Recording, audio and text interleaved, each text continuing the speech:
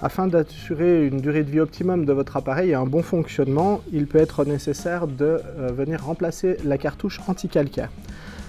Alors, votre appareil vous informe quand il faut que vous changiez la cartouche puisqu'il va se mettre à clignoter pendant 30 secondes en continu au niveau de ce voyant ici. Chaque fois que vous l'allumez, et ça en fait ça va se produire à peu près 1 heure avant que l'appareil ne marche plus du tout. À ce moment-là, pour se protéger, il va se mettre à clignoter en permanence, vous n'aurez pas le choix, vous serez obligé de venir remplacer votre cartouche. Alors le remplacement de la cartouche, pour cela, il faut bien débrancher votre appareil dans un premier temps. Venir ensuite retirer votre réservoir d'eau, ici, pour accéder à la cartouche qui est située là. Vous venez avec les doigts venir soulever la cartouche comme ceci pour l'enlever. Vous retrouvez dans le commerce cette boîte de cartouches de remplacement. Vous prenez la nouvelle cartouche, il faut bien mettre cette partie ici sur le devant, comme cela. Et vous venez ensuite exercer une pression comme ceci pour venir faire le remplacement. Ensuite, on remet le réservoir d'eau et on va venir brancher l'appareil et exercer en même temps une pression sur le bouton d'allumage pendant 7 secondes. Au bout de 7 secondes, vous allez relâcher le bouton et il va se produire un phénomène, il va se mettre à clignoter vite et ensuite à passer en mode chauffe. Hop, un petit clignotement rapide. Et ensuite il passe en mode chauffe, ça veut dire que le remplacement de la cartouche a été fructueux et que donc vous pouvez repartir sur un nouveau cycle avec votre nouvelle cartouche. Là il va clignoter pendant 30 secondes le temps de chauffage de l'appareil, le temps de chauffe de l'appareil, et puis on va pouvoir passer en mode nettoyage vapeur par la suite. Lors de la première relance après le changement de la cartouche, la vapeur met un certain temps à arriver à un débit régulier. C'est anormal puisqu'il faut que la cartouche se remplisse d'eau et que le circuit se verrouille sur le premier cycle. Pour entretenir le bon fonctionnement de votre appareil, il sera nécessaire de venir remplacer votre cartouche anti-calcaire au bout d'un certain temps d'utilisation. Votre appareil va vous l'indiquer avec le voyant cartouche que vous avez ici. Il va dans un premier temps apparaître, vous allez pouvoir continuer à travailler. Et puis si vous travaillez trop longtemps avant de remplacer votre cartouche, l'appareil peut très bien devenir bloqué totalement. Pour ce cas, de toute façon, pas de problème puisque vous allez pouvoir venir remplacer la cartouche. Pour cela, on va accéder à la cartouche ici. On ouvre le réservoir. On vient enlever la cartouche qui n'est plus bonne. On vient mettre une nouvelle cartouche à la place.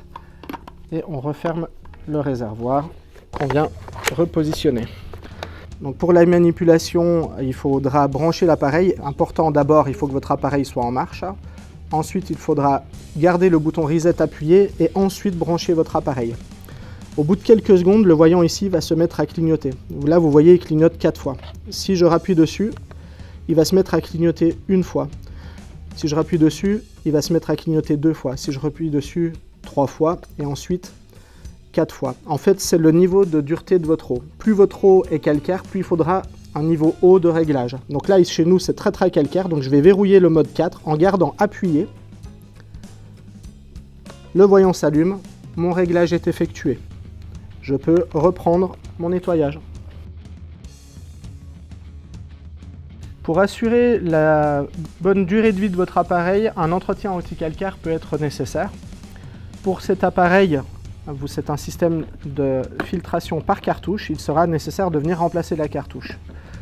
Vous allez avoir ce voyant-là qui va s'allumer le moment venu du remplacement de la cartouche. Vous pourrez encore utiliser votre appareil pendant quelques temps, mais au bout d'un certain temps, votre appareil sera bloqué et le voyant restera allumé. Vous serez obligé de faire le remplacement de la cartouche. Pour cela, il faudra vous munir donc d'une nouvelle cartouche, venir enlever l'ancienne et mettre la nouvelle à la place. Ensuite, il faudra que vous mettiez votre appareil en marche, que vous appuyez sur le bouton Reset et que vous branchiez en ayant le doigt appuyé sur le bouton Reset, comme ceci. Vous allez voir que le voyant de la cartouche va s'allumer, il se met à clignoter 4 fois. Si je rappuie dessus, il va se mettre à clignoter 1 fois. Si je rappuie dessus, 2 fois. Si je rappuie dessus, 3 fois. Si je rappuie dessus, 4 fois. Donc il y a 4 niveaux de calcaire, 4 étant le niveau de tartre, le niveau de calcaire le plus élevé. Pour verrouiller ce mode 4, puisqu'ici c'est très calcaire, je garde appuyé le bouton. Le voyant clignote 1 fois, le réglage est effectué, vous avez bien réinitialisé la cartouche de votre appareil. Vous pouvez reprendre le nettoyage et là en l'occurrence mettre de l'eau à l'intérieur puisqu'il en manque. Pour les modèles de nettoyeur vapeur avec une cuve de chauffe, comme sur ce modèle-là, donc on n'a pas de cartouche anti-calcaire, on a une cuve qui permet de mettre l'eau sous pression et de la transformer en vapeur. Vous aurez besoin de faire l'entretien anti-calcaire à peu près toutes les 50 utilisations par un bain avec un produit détartrant que voici, que vous trouvez dans le commerce. C'est un jeu de 6 dosettes de poudre détartrante. Donc il suffit de prendre un sachet et de le diluer dans de l'eau tiède et de venir faire un bain nocturne pendant toute une nuit de la cuve pour ça puisse venir détartrer, enlever le calcaire à l'intérieur de votre chaudière. Pour cela, ici, vous n'arriverez pas à ouvrir ce bouton-là manuellement. Il faudra que vous utilisiez une des tubulures de votre nettoyeur vapeur. Et l'empreinte est ici. C'est exactement la même empreinte que votre bouchon. Et ça vous fera office de tournevis pour pouvoir accéder à votre cuve.